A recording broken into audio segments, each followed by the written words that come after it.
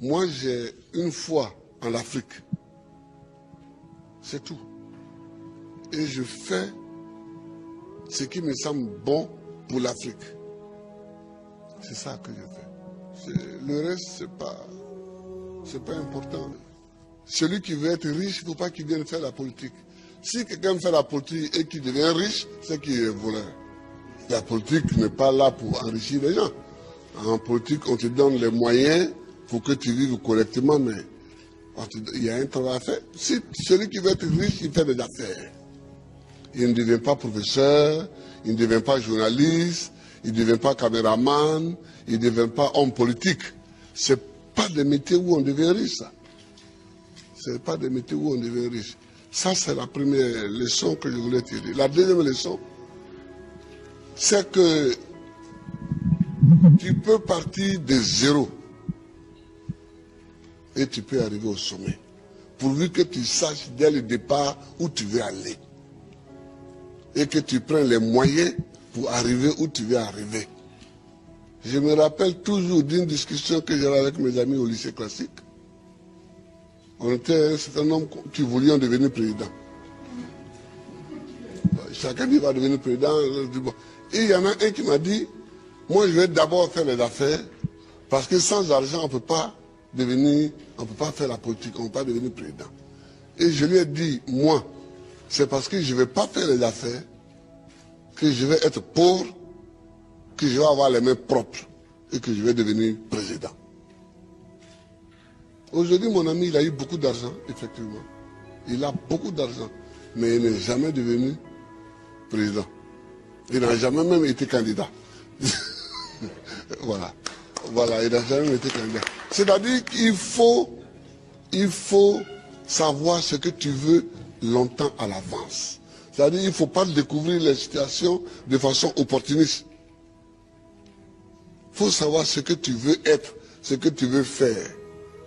Et tu te traces ta ligne de conduite. Donc tout ce que tu fais dans la vie, moi j'ai fait histoire pour devenir président. Sinon, la bourse qu'on m'a donnée pour aller en France, c'était pour faire professeur de latin et grec. Quand j'ai commencé vraiment à militer, je me suis rendu compte qu'il me manquait l'histoire de l'Afrique pour poursuivre ma route. J'ai changé. J'ai changé. Et j'ai fait histoire parce que c'est ça qui me manquait pour connaître d'où on vient et où on peut aller en connaissant d'où on vient. Je vois des gens qui découvrent qu'il y a un fauteuil à côté, ils peuvent s'asseoir dessus. On ne s'assoit pas dessus comme ça. Le fauteuil, il est à côté, il semble vide, mais il a un propriétaire.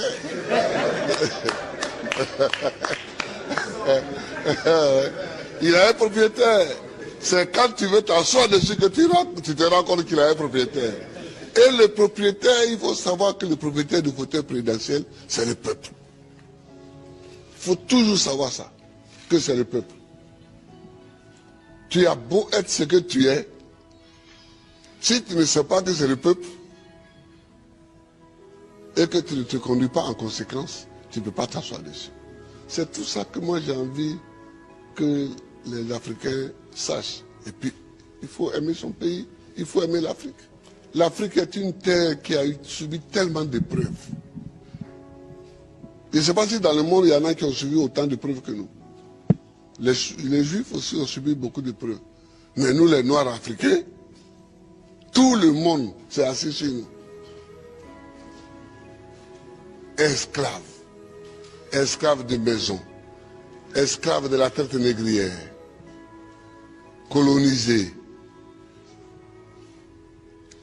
Torturés culturellement. Parlant les langues des autres. Tout ça. Décolonisés. Mais nous, on a des grands combats à mener. Et les grands combats que nous avons à mener, ce n'est pas pour se venger des gens, c'est pour au moins être homme aussi, comme les autres. C'est ça qu'on appelle la dignité. Que quand tu passes, il faut qu'on sache au moins que c'est un homme qui passe. C'est tout. C'est tout ce que nous voulons. C'est tout ce que nous recherchons. On ne cherche pas à dominer ceux qui nous ont dominés hier, à nous venger d'eux, à faire ceci. Non, non, non. On veut qu'on reconnaisse que nous sommes des hommes au même titre que les autres. Mais ça, si nous-mêmes, on ne prend pas les moyens, qu'on est toujours chez eux en train de mendier, et que les gens même, tu vas mettre l'argent chez eux en achetant les bâtiments, et puis eux-mêmes, ils te dénoncent. Que voilà un voleur. Comment? Je vous amène l'argent, vous me dénoncez. Mais je vous amènerai rien. Ah oui, moi quand je vois des chefs d'État africains qui sont dénoncés en Europe, parce qu'ils ont investi en Europe, ça me fait pitié pour l'Afrique.